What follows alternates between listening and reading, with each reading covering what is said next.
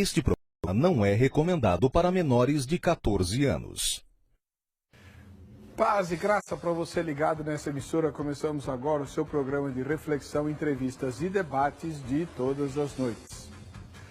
Hoje, mais uma vez, o Vejam Só vai para as Escrituras tentando entender o sentido e o ensinamento de um texto da primeira epístola de Pedro.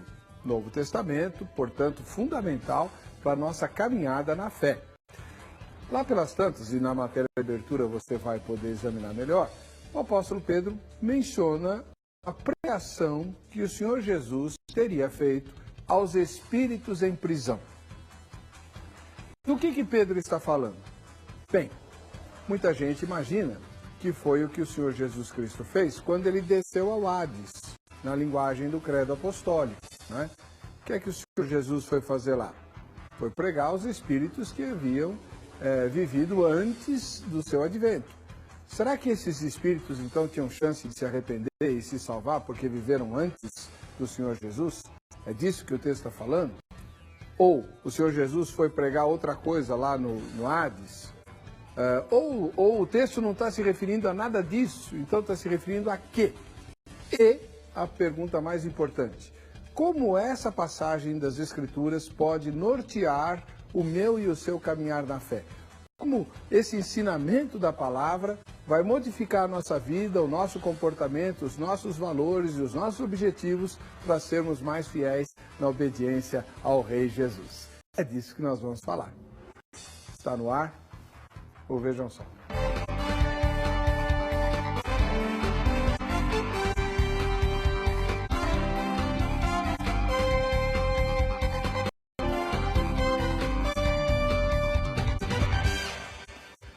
Olá, é com muita alegria que começamos mais essa edição do programa Vejam Só, um oferecimento da Academia Teológica da Graça de Deus, a Agrade.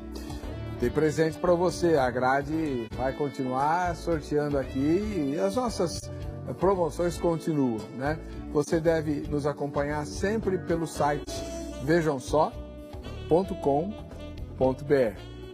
Vote sempre na enquete que você vai estar sempre concorrendo aos nossos sorteios aqui, tá bom? Os convidados de hoje para nos elucidar o sentido da passagem de Pedro são o pastor Silas Franca Dourado, da Igreja Batista Plenitude de Deus. Paz e graça, pastor, tudo bem?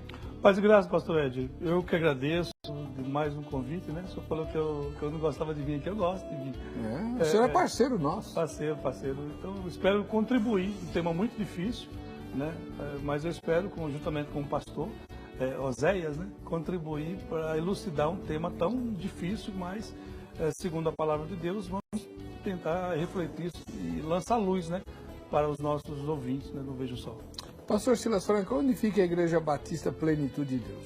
Fica na rua Afrodísio de Matos, número 201, fica na cidade de São Paulo, bairro Jardim Arpoador, 209, pastor, perdão, bairro Jardim Arpoador, quilômetro 18,5 da rodovia Raposo Tavares, sentido São Paulo. Tem a Zona Oeste. Zona Oeste. Muito obrigado pela presença do irmão. Eu que agradeço, pastor. E hoje temos uma estreia. A primeira vez que o pastor Oséias Sampaio, da Igreja Batista em Morro Grande, está conosco. Seja bem-vindo, pastor Oséias. Tudo bem? Tudo bem, Ed. Um prazer. Pastor Silas também. Grande prazer estar aqui com todos vocês. Primeira vez estando nesse programa que a gente tem acompanhado muito de perto, tem visto essa programação tão especial.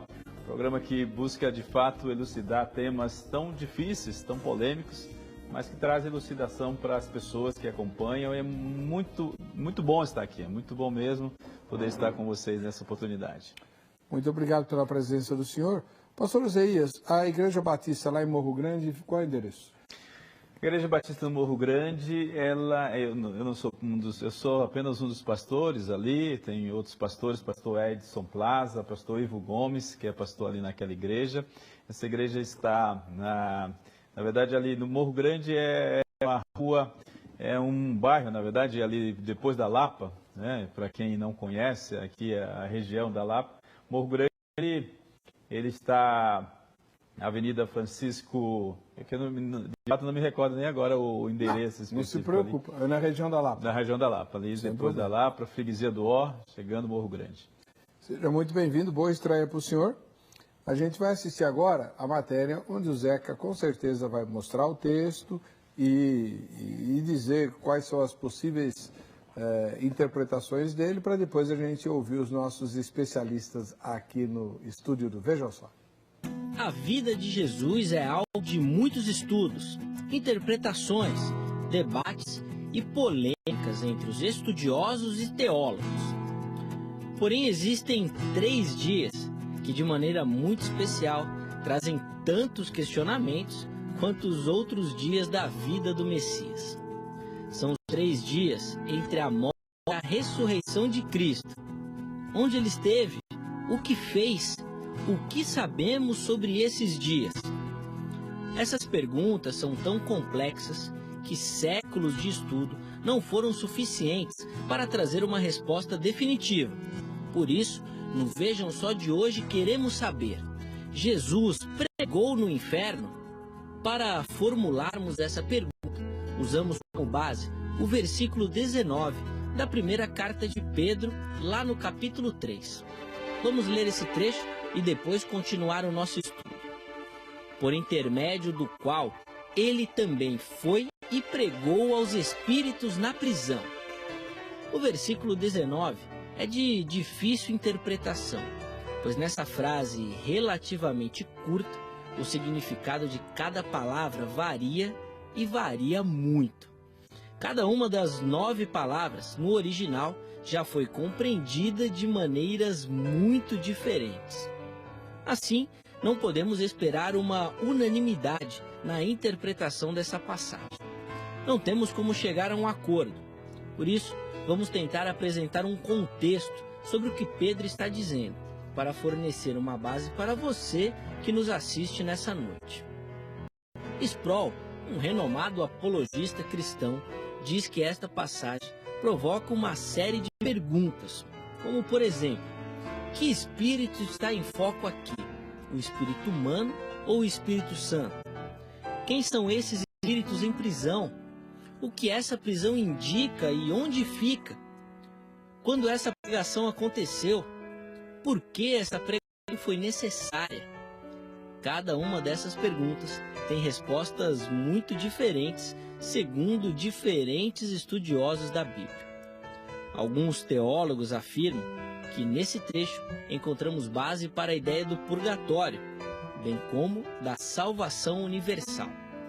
Vou citar agora algumas interpretações famosas sobre essa passagem, começando com a posição de Clemente de Alexandria, por volta do ano de 200 depois de Cristo.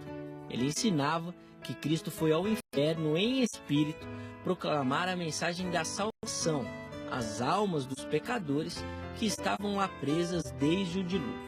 O cardeal católico Roberto Bellarmine introduziu na última metade do século VI depois de Cristo a ideia que tem sido defendida por muitos católicos romanos.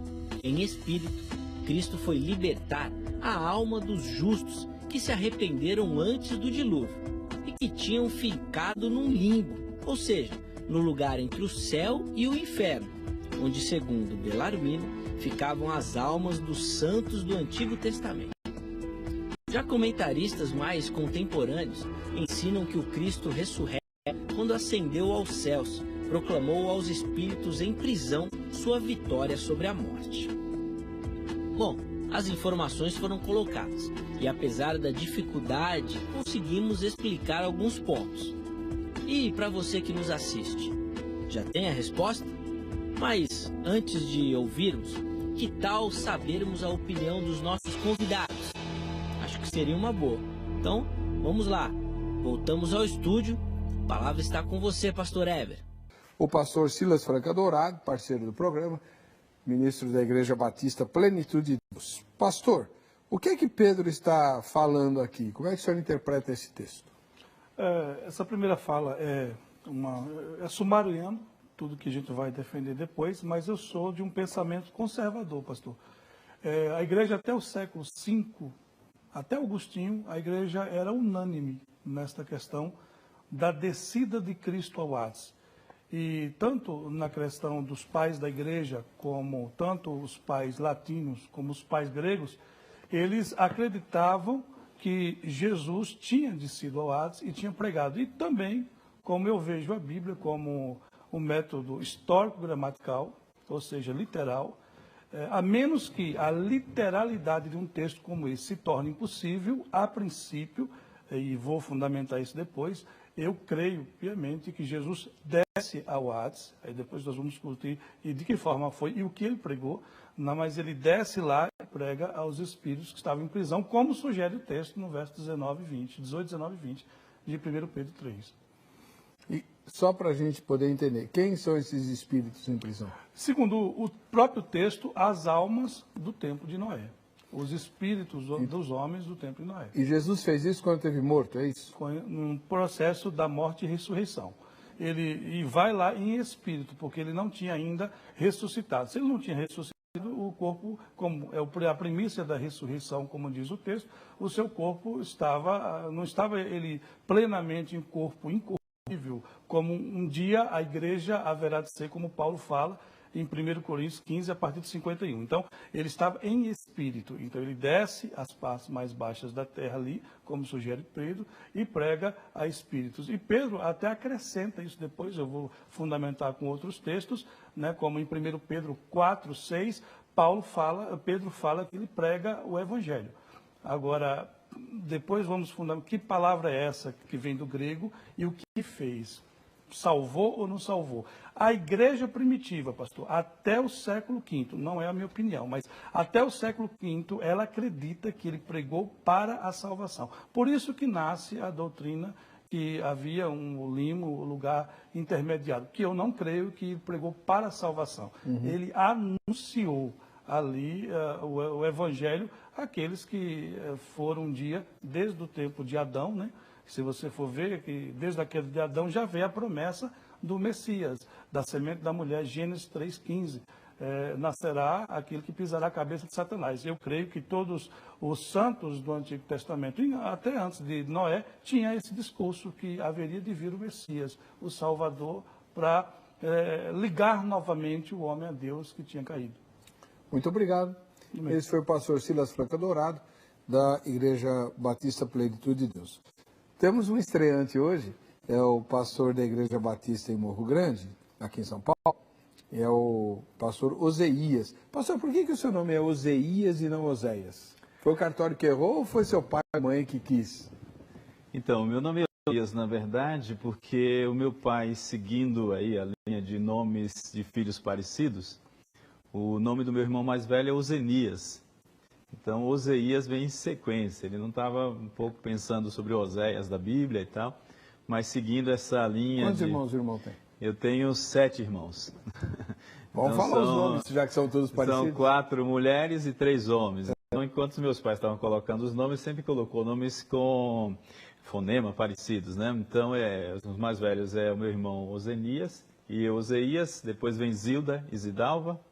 E aí depois vem outros nomes que aí já foram nós já colocando, né? Geisa, Eunice, Osmar. Aí perdeu a tradição. Perdeu a tradição porque os demais irmãos mais velhos já estavam colocando o nome. Então por isso que é Oseias e não Oséias. Mas não tem problema, Oséias foi um grande profeta do Antigo Testamento e isso nos dá até uma certa honra e muitas vezes é chamado assim. E Oseias é diferente, sonoro, bonito, né? Tem homônimo? Então,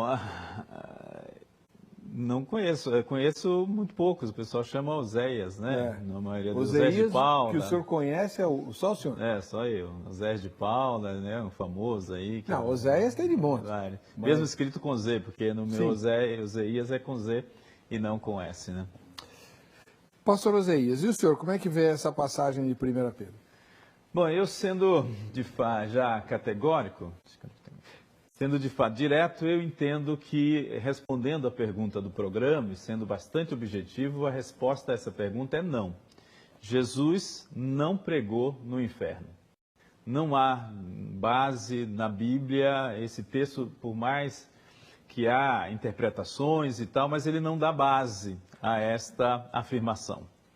O texto não traz essa base de que Jesus tenha ido ao inferno para pregar ali, seja as boas novas, como o pastor Silas falou, porque na verdade a interpretação que alguns teólogos têm, e a dúvida é onde Jesus vai, se ele vai ao Hades, aos mundos dos mortos, ou se ele vai ao inferno, que o inferno é já o local da condenação eterna daqueles que não foram salvos por Jesus Cristo. E se ele vai ao mundo dos Hades, dos mortos em geral, ele vai lá para anunciar boas novas, dando assim uma nova oportunidade àquelas pessoas que não tiveram. Se ele vai ao inferno, ele vai para proclamar sua vitória contra a morte. Como diz a palavra de Deus, que ele venceu a morte. Então ele vai basicamente para proclamar aos que já estão lá, que foram perdidos, condenados, estão lá e ele proclama então a sua vitória. Nenhuma dessas duas afirmativas são de fato contundentes e coerentes. Porque o que a gente entende, primeiramente, é que a salvação é uma oportunidade enquanto está vivo. Depois da morte, como diz o próprio Hebreu, depois da morte vem o juízo. Por mais que a graça de Deus seja uma graça bastante abrangente, que alcança o homem pecador, mas nós entendemos, a Escritura nos dá base para dizer que a oportunidade de salvação é enquanto está vivo. Então não vejo nesse texto de Pedro a afirmativa de que Jesus tenha ido, enquanto Espírito tenha ido ao inferno. A discussão entre os teólogos é, afinal de contas, Jesus foi ao mundo dos mortos, ao Hades, ou ele foi ao céu, quando ele estava nesse período de 3 dias? E há muito mais argumentos favoráveis à ideia de que ele tenha ido ao céu e não ao Hades, ao inferno. Bom, o debate vai ser legal. Temos 2 pastores, ambos batistas, né? A sua igreja é da Batista da Convenção, não é isso? Então, é uma igreja mais tradicional, tal, e a Plenitude de Deus é uma igreja batista avivada. Avivada, renovada. Tem dons, tudo? Tudo. Amém. Reteté, não? Não, é reteté, já vi. O reteté que vocês chamam, a gente chama de renovação, mas essa reteté, vocês falam aí, não tem. Não tem, não. Ai. Tá, ué, tem gente que gosta. Não, mas eu não tô. Eu falo aqui, como vocês falam reteté, eu quero sair marchando e pegando, sabe? Não sei. Sair só marchando tá bom, eu tenho visto umas coisas. Pastor, eu não impeço na nossa igreja, eu acredito na manifestação dos dons, e que Paulo fala em 1 Coríntios 12, né? Acerca dos dons, irmãos, não quero que sejais ignorantes. Vós bem sabeis que quando eram gentios, eram levados a ídolos mudos, conforme eram guiados. Portanto, vos quero fazer compreender que ninguém que fala pelo Espírito Santo diz que Jesus é anátema, e ninguém diz que Jesus é o Senhor, senão pelo Espírito Santo. E, ora, há diversidade nos dons, mas o Espírito Santo é o mesmo. Há diversidade nos ministérios, mas o Senhor Jesus é o mesmo. Há diversidade nas manifestações, mas o mesmo Deus, Yahvé, quem opera tudo em todos. Então eu creio, a trindade na distribuição, manifestação, dons espirituais e ministério. Mas quando eu falo isso, é porque quando fala reteté parece brincadeira, né? Creio sim na manifestação dos dons e sei que Deus continua operando, porque não há um versículo na Bíblia que fala que os dons cessaram. Então, não, eu só estou falando isso, que alguém vai falar assim, não, mas tem 2 pastores batistas, que a igreja batista monopolizou. É que o termo batista é muito inclusivo, né? É. Você tem a igreja batista histórica, da convenção, onde as coisas são bem assentadas, ordeiras, etc. E tem a igreja batista renovada, representada pelo pastor Silas Franca Dourado, onde há manifestação de dons, é uma igreja mais pentecostalizada, como a gente costuma dizer. Embora as duas sejam batistas, né? Bom, vamos lá. Sua vez aí de responder a pergunta que está publicada no nosso site, vejamsó.com.br. E a pergunta é: Jesus pregou no inferno? Simplesmente isso, pergunta direta. Jesus pregou no inferno? Primeira resposta: sim, mas para salvação. Lá pregou para salvação. Afinal de contas, quem estava lá viveu antes de Jesus e tinha o direito de ser evangelizado. Ele não pode simplesmente ser condenado porque nunca ouviu falar de Jesus. Jesus não tinha nascido. Como é que a pessoa... Então Jesus foi lá, pregou a todos os que tinham morrido antes de ele nascer, antes de ele pregar, enfim, antes do evangelho. E aí a pessoa que aceitasse seria salva. Por isso que ele prega para salvação. Segunda resposta: sim, mas apenas para proclamar sua vitória. Ou seja, Jesus pregou no inferno, mas não era para salvação. Era simplesmente dizer, vocês que ouviram a promessa de Deus, a promessa se cumpriu, eu sou o cumprimento da promessa e eu venci a morte. Simplesmente para dar uma satisfação aos que morreram sem ver Jesus vencendo a morte, mas não tinha salvação. Terceira resposta, não, ele não pregou no inferno. O texto está falando de outra coisa, o que eu não sei, mas ele não pregou no inferno. E a última resposta, que é a minha, não sei, ou nenhuma das anteriores. Se você votar na enquete, você se habilita ao presente, que é um livro muito útil, 101 Ideias para a Escola Bíblica, do irmão Fernandinho Araújo. A Escola Bíblica Dominical, infelizmente, vive uma crise violentíssima, acho que sem paralelo na história da igreja. E esse livro é espetacular, extraordinário, com ideias. Ele é da Igreja Metodista Wesleyana, esse irmão, e a nossa parceria, né, com a Igreja Metodista Wesleyana nos cedeu um exemplar para a gente sortear aqui. São 101 ideias, nem 99 nem 100, 101 ideias para você dinamizar a Escola Bíblica Dominical da sua igreja. Fora de série essa obra aí. Parabéns à Igreja Metodista Wesleyana por essa iniciativa, tá bom? E você anota o telefone da grade para ligar amanhã, sem falta. É sábado, mas vai estar funcionando, tá? Não, amanhã não vai estar funcionando. Liga na segunda-feira, a sede da grade está em reforma e tal, então de sábado ainda não abriu, mas normalmente ela funciona aos sábados.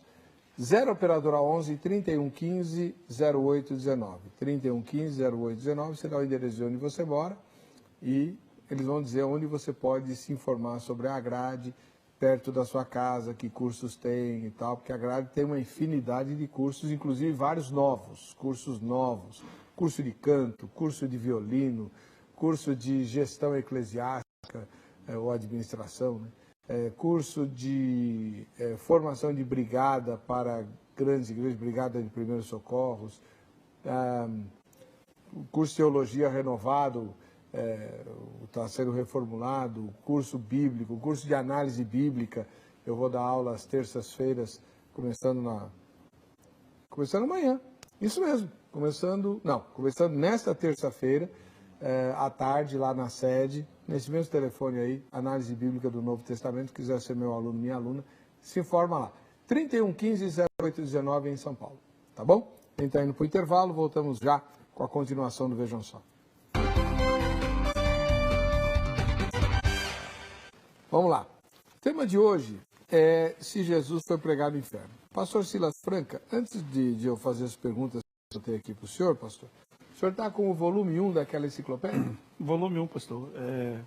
Daquela que eu trouxe para o senhor, a terceira? Isso. Essa, na câmera ali. Esse é o volume 1 do nosso Panorama do Antigo Testamento, do nosso curso em Bacharel em Teologia. São 7 volumes, 7 tomos como esse. Passando de 5.000 páginas. Passa de 5.000 páginas. 5.000 páginas? 5.000 páginas.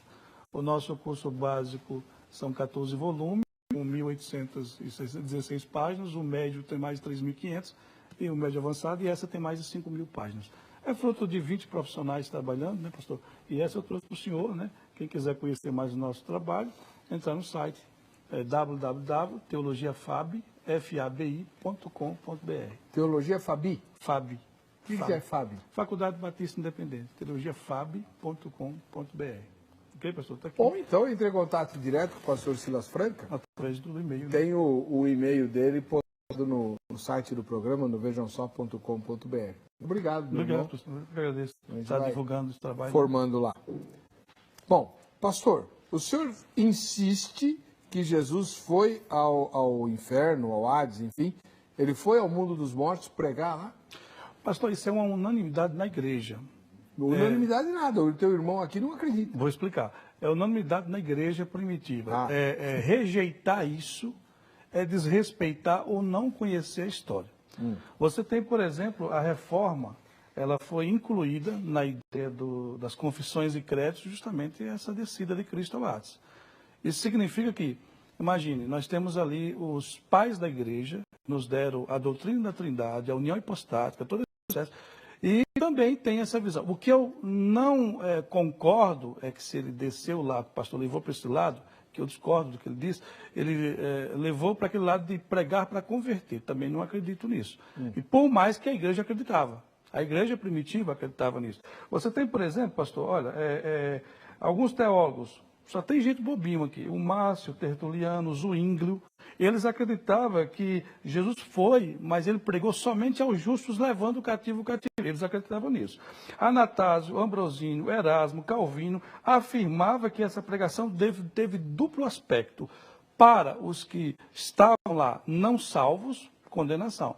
Para os salvos, retirada. Então, dizer que você tem todo o processo, tanto um pouco antes de Cristo, de Pedro escrever isso, o livro de Enoque, por exemplo, a ideia também do período interbíblico de descidas de profetas ao Hades, era comum para eles.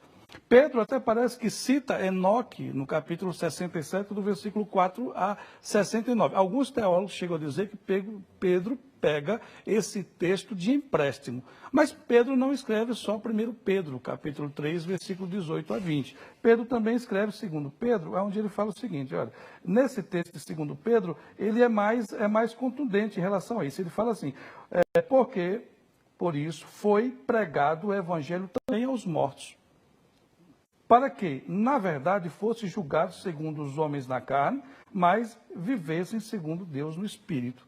Pedro fala novamente isso. E Paulo, escrevendo em Efésios capítulo 4, versículo 9 a 10, Paulo fala, ora, isto ele subiu, que é senão também aquele que desceu às partes mais baixas da terra. Aquele que desceu é também o mesmo que subiu acima de todos os céus para cumprir todas as coisas. Você negar a descida, você nega a história da igreja, o que a igreja acreditava. E nega também a subida, porque se o texto fala, ora, aquele que desceu é o mesmo que subiu. Dizer que o que ele foi fazer lá, aí a gente discute. Agora, dizer que ele não desceu lá é desrespeitar a história, é desrespeitar a confissão da igreja, é desrespeitar o próprio contexto, e o pastor falou que não tem base, fundamento bíblico. Eu não sei o que é fundamento bíblico com a Bíblia. Eu tenho aqui vários textos da Bíblia, e se vamos fazer a exegese dos textos, e ver se tem fundamento bíblico ou não. Agora, o que ele pregou, para quem ele pregou, aí há pelo menos 8 colocações diferentes. Depois a gente vai saber qual que o senhor prefere. Pastor Oséias.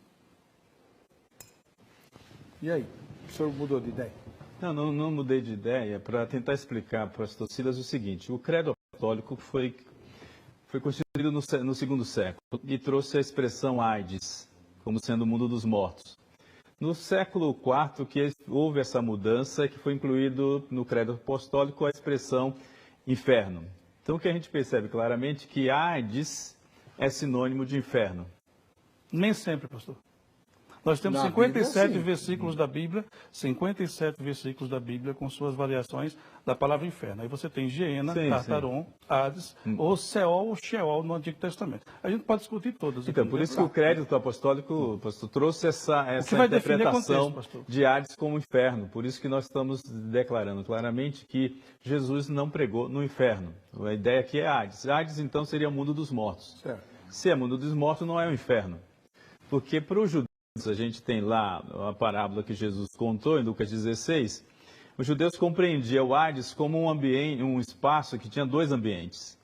Os salvos ficavam em determinado lugar e os não salvos em outro lugar. No seio de Abraão. No seio de Abraão. E seio de Abraão significa céu. Seio de Abraão nós entendemos como céu. E aí vem esse entendimento de que o Hades seria o inferno. Então, essa parábola trouxe essa ideia de que nesse lugar, né, que a entendimento é que seja na profundeza da terra, esteja de fato o inferno. Aí é uma questão que a gente precisa explicar para os nossos telespectadores que estão nos vendo nesse momento. Na opinião do senhor, ele foi ao inferno e pregou não as almas condenadas. Então, desconstrói o texto. Na verdade, na minha opinião, Jesus não foi ao inferno. A grande discussão nesse texto de o que Jesus fez nesse período de 3 dias em espírito, se ele foi ao céu ou se ele foi ao inferno. Como eu disse, aqueles que entendem isso porque nessa forma, dizendo que ele foi ao inferno, é porque entende dessa maneira de dois ambientes no mundo dos mortos. Mas há teólogos e estudiosos que entendem diferentemente com várias razões, dizendo que Jesus não foi ao inferno, mas ao céu.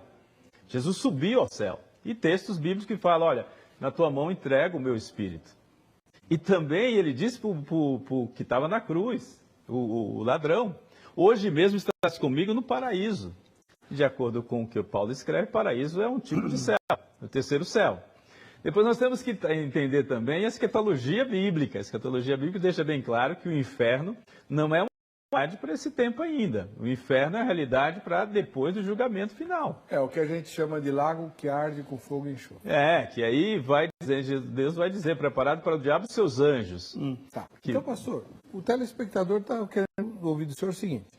Se Jesus foi para o paraíso, para o seio de Abraão, enfim, com o ladrão, o que Pedro está falando aqui? Então, aí a ideia do entendimento, que não é só minha, mas é de pessoas, os teólogos, o pastor Silas também sabe disso, é que ele está falando, é o que fala lá em Efésios 4:9, profundezas da terra. Profundezas da terra é uma representação para comprovar, porque aí o credo apostólico vem falar que de fato Jesus morreu. E aí o que está sendo dito é que essa passagem comprova simplesmente que ele morreu, fisicamente. Certo. Que a ideia, aí a gente vai depois entrar a questão da teologia, afinal de contas, Deus pode morrer? Como que funciona isso? Deixa isso de lado. Não vamos entrar agora, mas o fato é que o credo apostólico quer dizer isso, de que de fato essa passagem explica que Jesus morreu E foi os enterrado. em prisão? Então, o espírito em prisão, para algumas pessoas, entenderiam, nesses casos, anjos.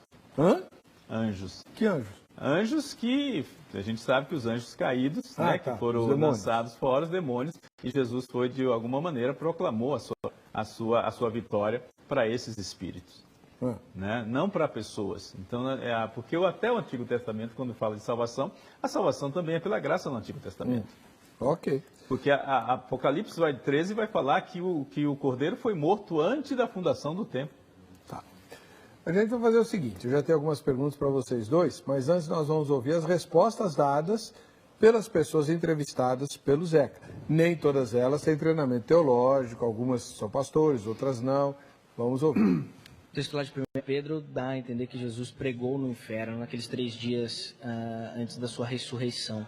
Na sua opinião, Jesus pregou no inferno? Olha, eu creio que quando Jesus desceu ao Hades, ele se manifestou como Deus ali, né? E tanto é que ele destruiu o Satanás e todos os seus anjos ali. Eu creio que ele não pregou, e sim se manifestou como Deus, entendeu? E humilhou Satanás, como diz na Bíblia, né? Que ele desceu e humilhou Satanás. Falar em pregar, né? Acho que ele teria que vir com um sermão. Eu acredito que ele foi até o inferno para retirar do diabo aquilo que foi tirado lá no início do tempo, né?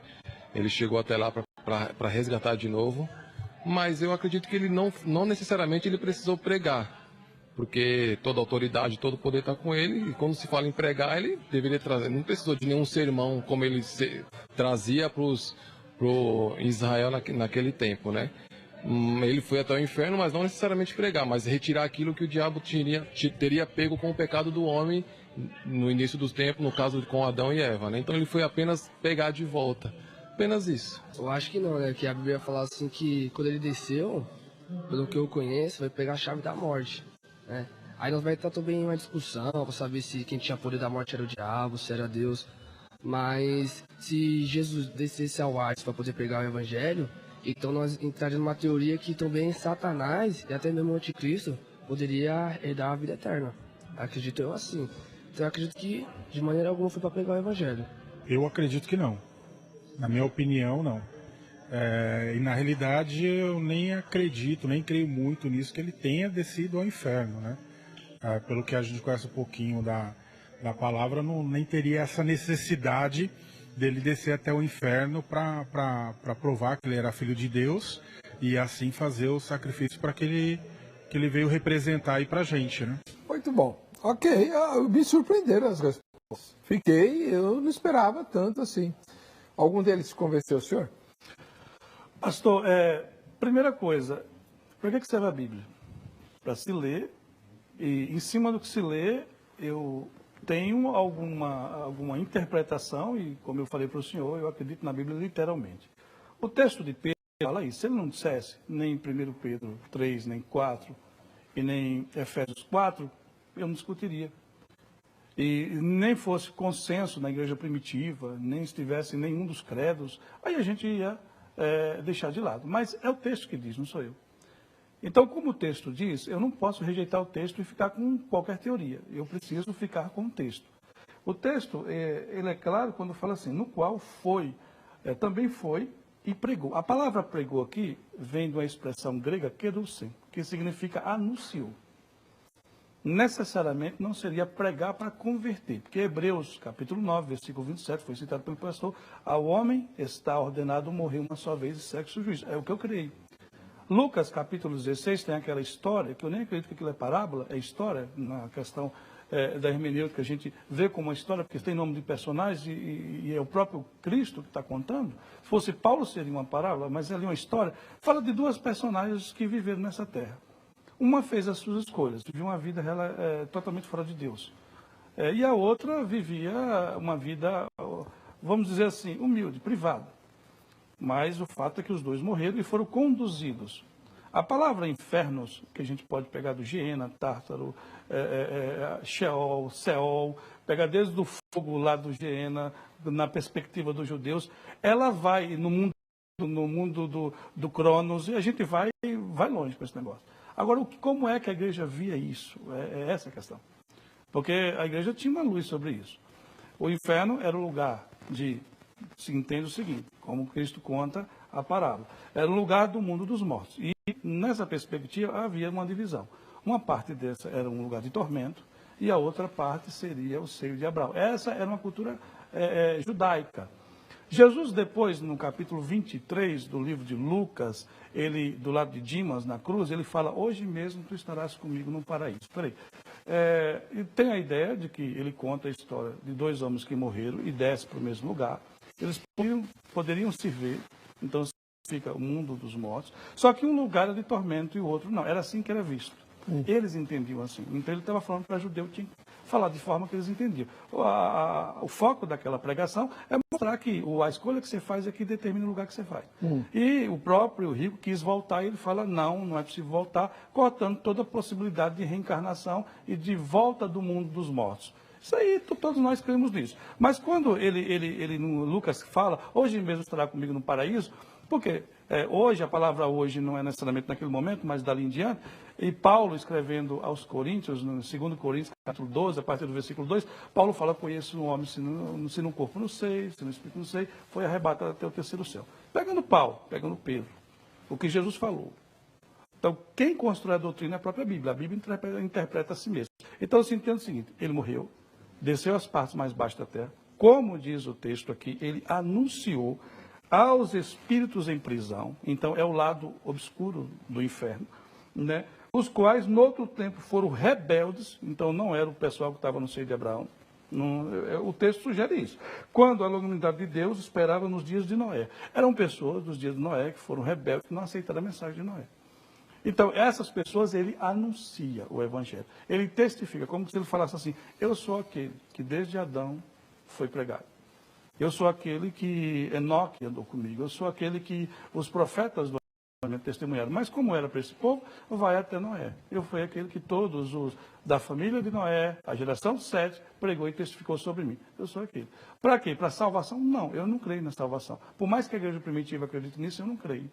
Eu não creio que foi para a salvação, para um anúncio. Mas, como diz Paulo, pegou o cativo, o cativeiro. A igreja entende assim.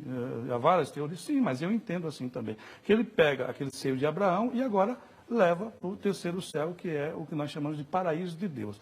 Então, essa descida no Hades teve um anúncio para aqueles, o querusem, a proclamação para aqueles que era desse tempo, e teve o resgate desse povo que estava até ali, e dali em diante estaria no terceiro céu, como Paulo sugere, né, embaixo do trono de Deus, aguardando o arrebatamento da igreja, onde Paulo mesmo fala, os que morreram em Cristo ressuscitarão primeiro. Por que primeiro? Porque já estão lá. Bom, a gente vai ter que ir para o intervalo. No próximo bloco a gente vai perguntar, esclarecer direito quem são os espíritos em prisão. O pastor Silas Franca já disse que eram os incrédulos anteriores a Noé. É o que o texto diz. Não, tudo bem. Não, estou só distinguindo da palavra do pastor Oseias, que diz que eram anjos, os anjos decaídos, que Judas vai dizer que estão em prisão. Então, será que a gente pode fazer Mas Judas não fala uma ligação com Judas? Quero saber também por que vocês... Tartaron. E por que vocês não aceitam que essa passagem se refere ao purgatório, né? Afinal de contas, por que não? E que mais? E qual a aplicação? Esse texto interfere na nossa vida diária nos dias de hoje. A gente volta já já com Vejam Só. Muito bem, estamos de volta com o programa Vejam Só, agradecendo o carinho da sua audiência. Vote na enquete, ela está lá no vejamsó.com.br. Faça isso todos os dias e assim você vai estar acompanhando os nossos temas e também participando automaticamente dos sorteios que a gente faz aqui em nome da Academia Teológica da Graça de Deus, a AGRADE. Você também pode assistir ao Vejam Só pelo canal do YouTube. Basta que você se inscreva. Está aí, ó.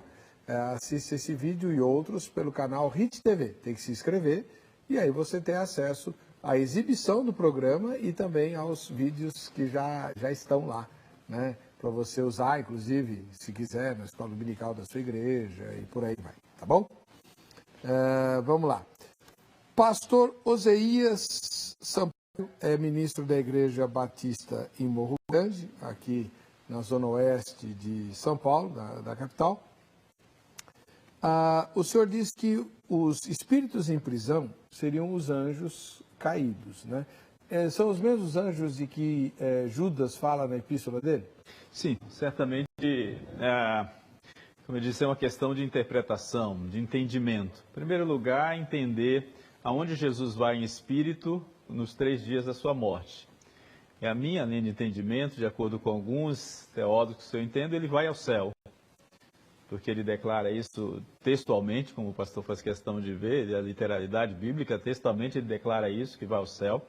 E eu entendo também, só para resumir o entendimento, é que o texto de Pedro é paralelo ao texto de Efésios 4:9, que as profundezas da terra representa exclusivamente a convicção e a certeza de que Jesus morreu e foi a profundeza da terra.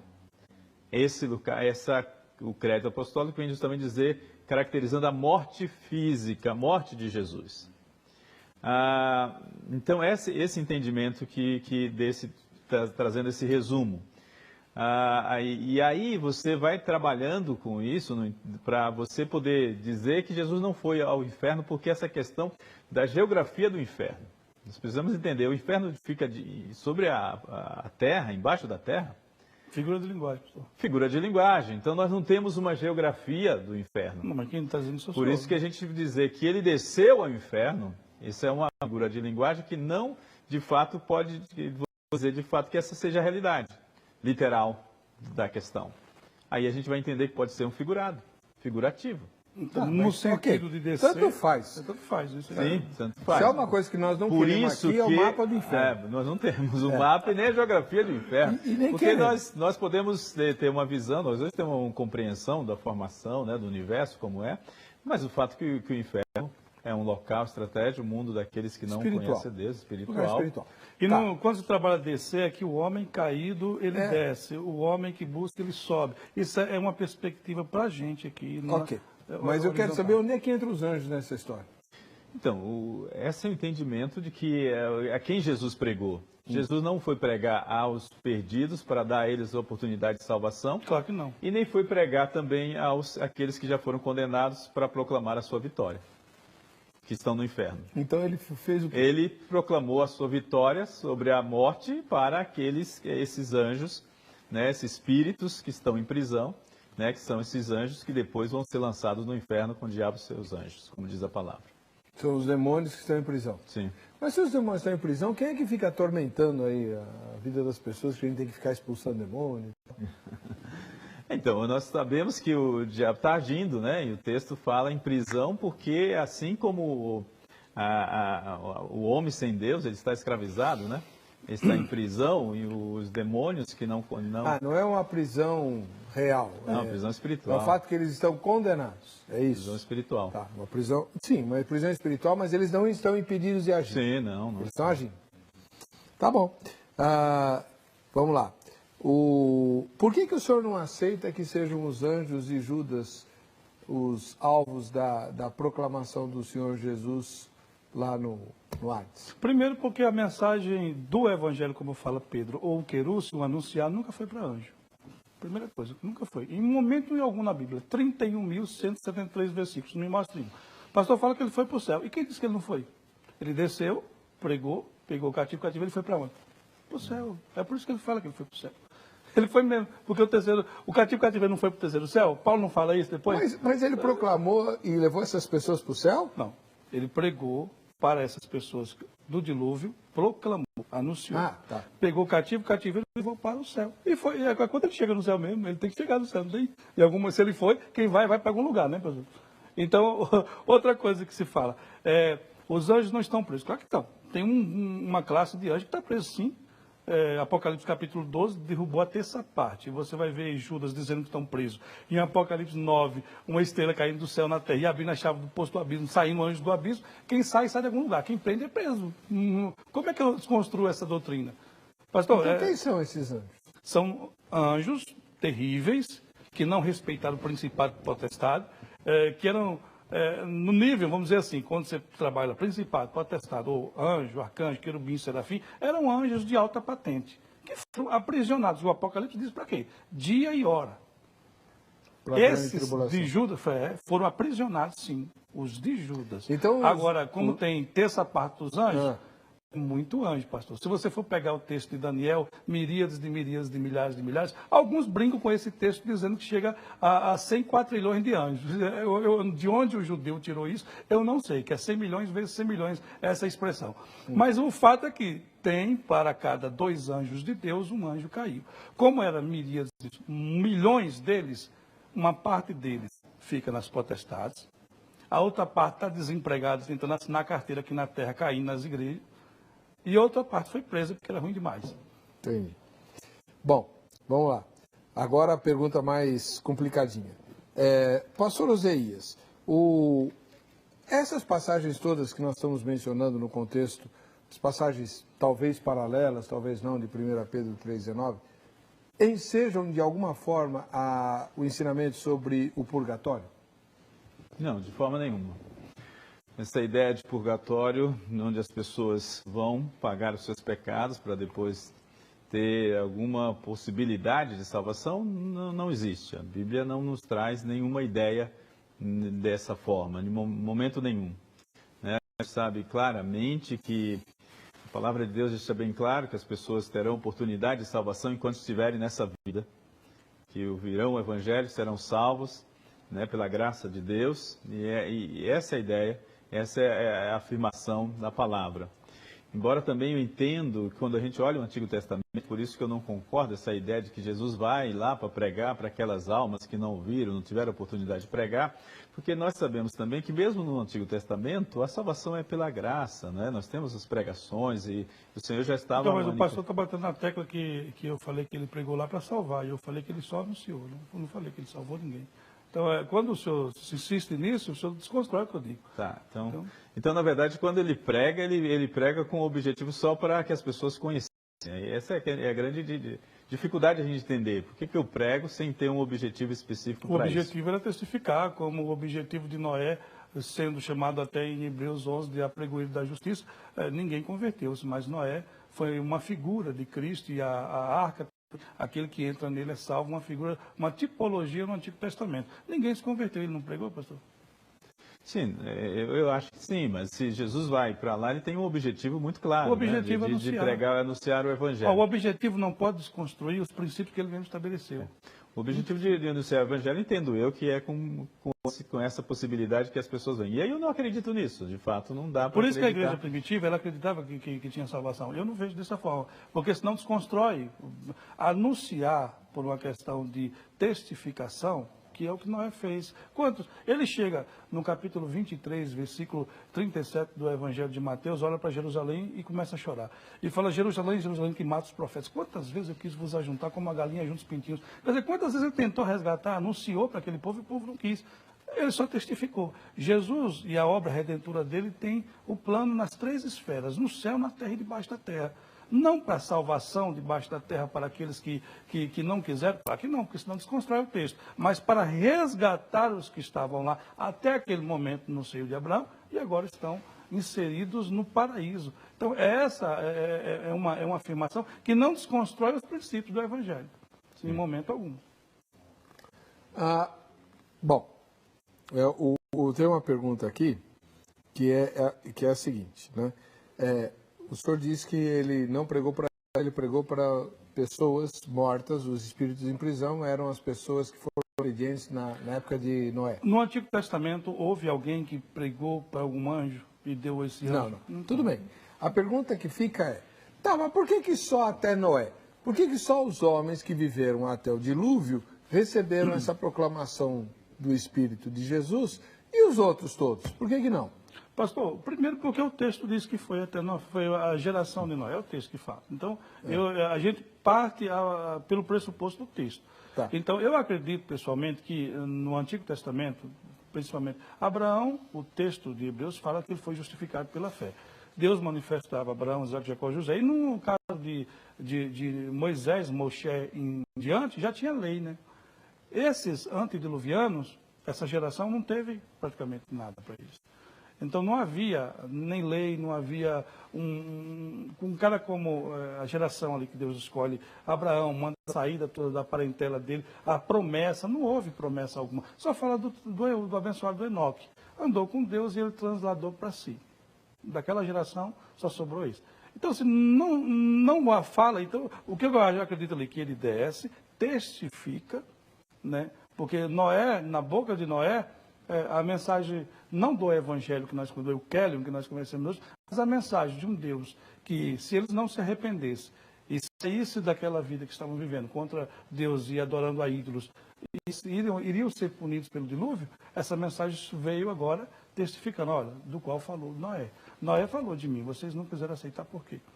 Então, é uma testificação. Como será uma testificação, por exemplo, pastor, no tribunal de Cristo para os crentes, que vão passar pelo tribunal de Cristo para receber galardões? Não vão ser e nem vão perder a salvação, mas estão lá e, como diz o texto, nós haveremos de receber o que fizemos de bem ou de mal. Se somos arrebatados, já somos salvos. E no juízo final? Livros são abertos e depois o livro da vida. Então, essa testificação é como se fosse uma prova dos 9, ela sempre aconteceu. E Deus, em última instância, no Apocalipse 20, ele faz isso de novo.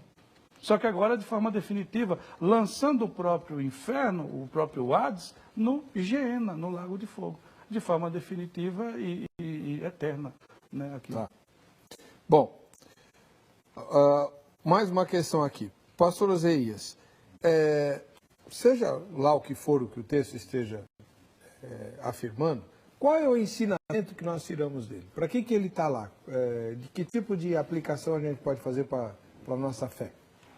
A aplicação básica e definitiva que eu entendo é que o texto quer dizer que Jesus de fato morreu. Né? Que ele veio, como a Bíblia mesmo diz, e o crédito vai falar isso, que ele veio como o Filho de Deus, morreu, foi sepultado e ressuscitou ao 3º dia. Então o texto vai caracterizar e dizer a morte de Jesus que de fato aconteceu.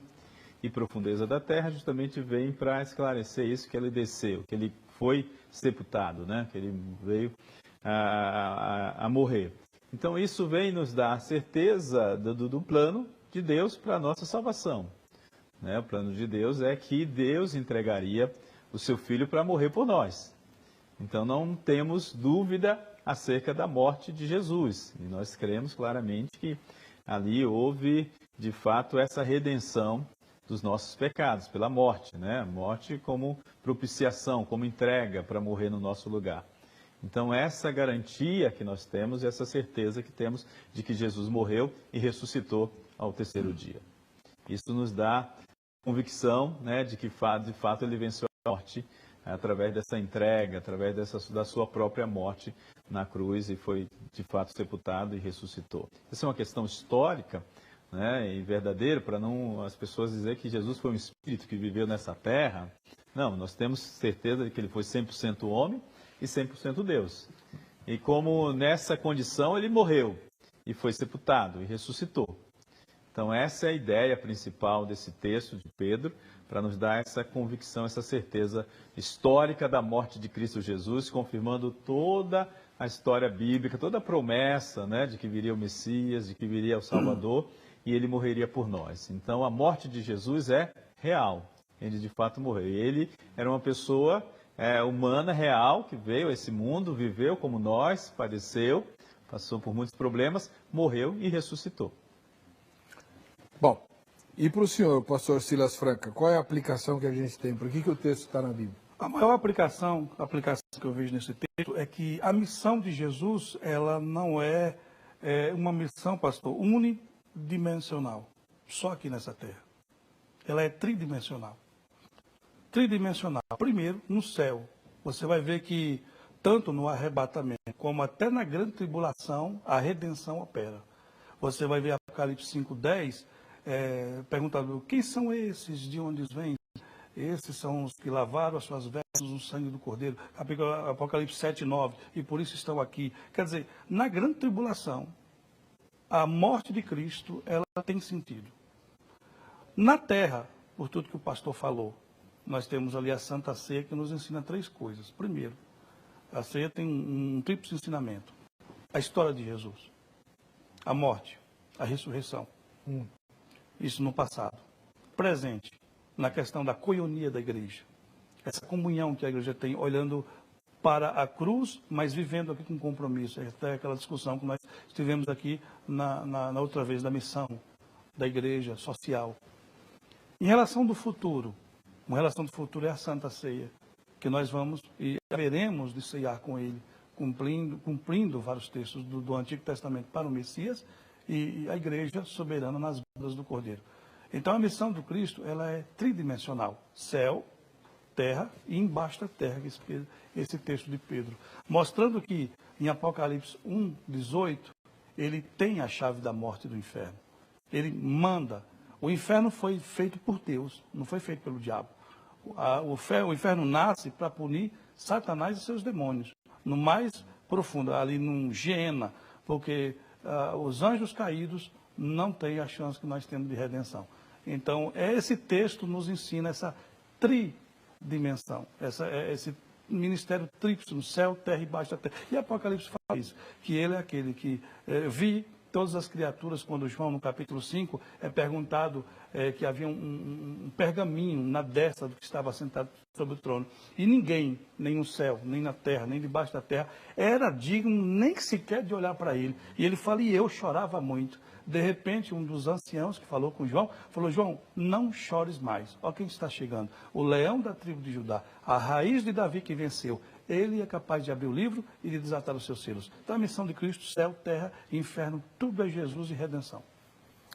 Bom, ficou uma questãozinha em aberto, que eu vou pedir para o Oséias explicar. A tese que ele defendeu durante o debate é que o alvo da proclamação de Jesus foram os anjos em prisão. Mas o senhor disse que ele foi para o céu. Os anjos em prisão estão no céu? Não. Nesse caso, o texto de Lucas, né, 23, fala que ele estará comigo, hoje mesmo estará comigo no paraíso, e a gente entende que esse momento, os teólogos entendem que esse momento é o momento de que ele, de fato, vai no céu. O pastor Silas fala que ele foi no céu, depois voltou lá, né, e fez esses movimentos. Não, ele foi para o Hades, depois foi para o céu. Espíritos, pegou o cativeiro e foi para o céu, como o senhor está chegando agora. Eu já cheguei, já faz tempo. Então, aí, nessa entendimento, a gente entende que Jesus de fato esteve no céu e proclamou isso de uma forma... Porque a gente também sabe, pastor Ed, que o Jesus Cristo, sendo Deus, ele está presente em todos os lugares. Né? Nós temos essa convicção Mas é confuso, pastor, da onipresença. Se ele não desceu lá e lá, se ele não desceu lá, então lá ele não pôde pregar nem os que estavam no Tartarão, nos anjos. Se ele subiu lá, ele pegou os anjos aonde? No meio do caminho, nas regiões celestiais, como fala Daniel 9:10, né? Sim, não, aí por isso que a gente tem que entender dessa maneira que Jesus, de alguma forma, proclamou a sua vitória aos espíritos que o Pedro fala. Mas no céu? Não, no céu não. Nós podemos, Se ele foi o que o pastor perguntou, se ele está no céu. Não está no céu porque foi mandado, sabemos disso, todo mundo sabia que ele foi lançado do céu. Né? E onde habita os espíritos? Tá, então, em prisão? antes... Nas regiões espirituais. Né? Então ele pregou em que momento, pastor? Agora, ele pregou no que momento? No momento que ele venceu a morte. É uma pregação essa pregação não precisa de um momento para ele chegar e dizer alguma coisa. A pregação de Jesus, a proclamação da sua vitória, ela está inerente ao que acontece na cruz. A Bíblia mostra claramente que acontece na cruz, que Jesus está consumado. Ele, ali naquele momento que ele morre, ele proclama a sua vitória de uma maneira real. Você não precisa de um discurso. Eu acredito que ele não pregou para os espíritos do dilúvio, como diz o texto, que ele pega no anjo nenhum texto que não existe. Eu entendo que nós não temos como dizer que, mais uma vez eu vou dizer que ele pregou para as pessoas humanas sem um propósito, sem um objetivo. Eu acabei de falar que ele anunciou. Não entendo isso. Eu entendo que o texto que fala, pregou espírito em prisões, não nos dá uma direção para dizer se espíritos são pessoas, O texto está dizendo. Não. Pastor, o texto... Os quais foram rebeldes podem ser os anjos, segundo a interpretação de Enoque. Mas os anjos receberam o evangelho é uma segunda queda, a queda de Enoque lá. Não, mas o 1 Pedro 3, ele fala, aí ele continua falando do texto. Ele fala da queda, 1 Pedro 4. Ele tenta explicar o texto, pastor Silas. Porque por isso pregou o evangelho também aos mortos. Ah, tá. Então tá. Bom. Sei lá. A gente vai ter que fazer outro debate. Fala que ele pegou os mortos. Não foi anjo. Então vamos fazer o debate sobre... Anjo não morre, pastor. Sobre 1 Timóteo, sobre 1 Pedro 4. Angelologia, incorpora, ele não morre não. Não identifiquei esse texto aos mortos. Mas nosso tempo acabou. Se você quiser tirar dúvidas, o contato do pastor Silas Franca Dourado, da Igreja Batista Plenitude de Deus, está no site do programa. E também o contato do pastor Oseias Sampaio, da Igreja Batista em Morro Grande. Você escreve para eles, manda pergunta, faz convite, etc. Eles estão à sua disposição, tá bom? O vídeo você pode assistir no YouTube. Inscreva-se, né, no canal do YouTube. Você pode assistir a exibição do programa ou acessar os vídeos. E o bacana do vídeo do YouTube, pastor, é que você pega o link, manda, né? O pessoal acessa, todo mundo onde tiver. Porque o YouTube hoje é muito fácil, você assista onde tiver. Né? É uma benção. É uma benção. Vamos ver quem vai ganhar o livro da grade, quem que é? Lílio João Silva, de Francisco Morato. Valeu, Lílio. A gente vai se ver no próximo Vejam Só. Deus abençoe a todos.